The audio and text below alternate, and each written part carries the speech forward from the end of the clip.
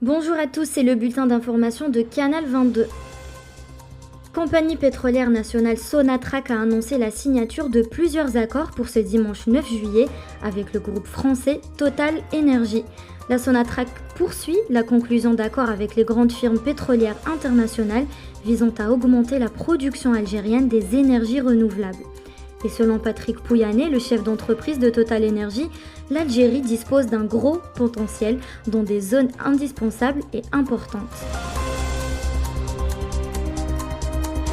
Toujours dans les énergies, la consommation de l'électricité a quant à elle affiché un pic historique. Selon la consommation nationale, c'est un chiffre record de 17 058 MW. Ils ont évité le drame. Un avion de la compagnie algérienne Star Aviation s'est écrasé hier dans la région de Hassi el-Bekra, située à 30 km de la ville de Hassim Saoud. L'équipage aurait frôlé une explosion. L'avion effectuait un vol d'entraînement avec le commandant de bord instructeur et son accompagnateur. Mais le contrôle de l'appareil a vite été perdu. Les raisons de cet accident sont pour l'instant méconnues. La marche en la mémoire d'Adama Traoré a été interdite pour ce samedi 8 juillet par la préfecture de police. Une marche a été prévue en hommage au jeune homme de 24 ans, mort en 2016 lors d'une interpellation par la police. Plus de 2000 personnes ont tout de même été présentes, dont le frère de la victime Youssef Traoré. Plusieurs policiers l'ont maintenu face au sol. Ce dernier se retrouve blessé et maintenu en garde à vue. Hier soir, on a annoncé sa sortie de l'hôpital portant encore les stigmates de son interpellation. Oh, les journalistes! Et les journalistes! C'est un journaliste! C'est un journaliste! C'est un journaliste! C'est un journaliste! C'est un journaliste! C'est un journaliste! C'est un journaliste! Merci à tous pour votre soutien. Comme vous pouvez le voir, là je viens à peine de sortir. Et là il reste encore Samir. Et on lâche pas pour les autres qui ont été blessés et qui sont encore en garde à vue.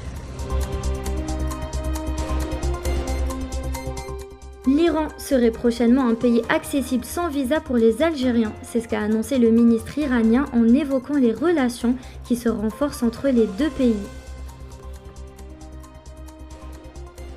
Passant à l'international, le Soudan se voit déchiré. Le pays est en perpétuel conflit entre l'armée régulière et le paramilitaire. La violence a gagné progressivement d'autres régions. Un raid aérien a tiré sur la banlieue nord-ouest de la capitale, provoquant une dizaine de victimes. Passons au prisonnier d'opinion, Aïchabi Bouaziz ne sera pas libéré aujourd'hui. Il a été placé en détention provisoire dans une nouvelle affaire supplémentaire et son procès devant le tribunal correctionnel de première instance du tribunal de Casablanca a été fixé au 12 juillet 2023. La Cour criminelle d'appel du Conseil de la magistrature d'Algérie a condamné à 3 ans de prison contre le prisonnier d'opinion Ammar Khoudia Belhaïd.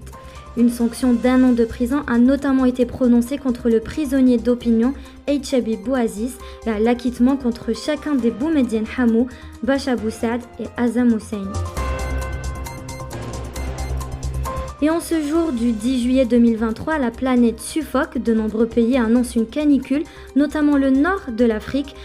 En Algérie, une alerte météo a été annoncée par l'ONM qui a placé une vigilance orange canicule au niveau d'Umriel. Les températures atteindront les 49 degrés tandis que les minimales varieront entre 37 et 39 degrés. D'autres wilayas seront touchées comme la wilaya de Tizi Ouzou, Betna, Guelma et le sud de Khenchela. C'est une alerte de niveau 2 qui restera valable jusqu'au mardi 11 juillet. Et on clôture ce journal avec le sport. Les gymnastes algériens ont récolté 5 médailles. Au programme 5 finalistes, 3 pour les hommes et 2 pour les femmes. C'est la fin de ce journal, merci de nous avoir suivis et vous dis à très bientôt.